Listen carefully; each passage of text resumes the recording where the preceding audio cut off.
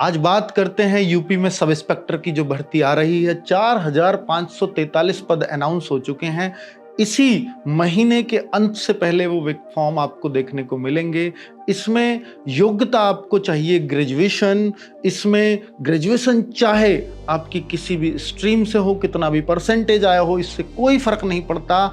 और एज आपको 21 से 28 जनरल की एज होती है, ईडब्ल्यूएस की भी सेम होती है, लेकिन इस बार 3 साल का एज रिलैक्सेशन मिला है, तो 21 से 31 साल तक एज वाले बच्चे फॉर्म भर पाएंगे। लेकिन अगर आप ओबीसी एससी एसटी हैं, जनरली 21 से 33 साल एज होती है उनकी, लेकिन इस बार 21 से 36 साल तक वो अपना फॉर्म भर पाएंगे।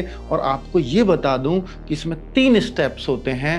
पहला स्टेप है सबसे पहला एग्जाम, दूसरा स्टेप है आपका फिजिकल जिसमें केवल रनिंग होती है और मापतोल होती है, तीसरा स्टेप है मेडिकल। तो मापतोल में क्या होता है, मापतोल में 168 सेंटीमीटर हाइट होनी चाहिए। अगर आप लड़की हैं तो 152 सेंटीमीटर हाइट भी चलेगी। और रनिंग में जो होता है 28 मिनट में आपको 4800 मीटर दौड़ करनी होती है, जो बहुत ही आसानी से कर भी पाते हैं बच्चे, बहुत कम बच्चे इसमें फेल होते हैं। और लड़कियां 16 मिनट में उनको 2400 मीटर दौड़ना होता है। जरूरी अगर दस्तावेज की बात करूं तो आपको मूल निवास बनवा करके रखना चाहिए। अगर आप जनरल कैटेगरी के हैं तो उसकी भी जरूरत नहीं है, अदर स्टेट के हैं तो मूल निवास की बिल्कुल जरूरत नहीं है। लेकिन अगर ओबीसी एससी एसटी कैटेगरी के हैं, ईडब्ल्यूएस के हैं, तो मूल निवास भी चाहिए और जाति प्रमाण पत्र भी आपको बनवाना होगा।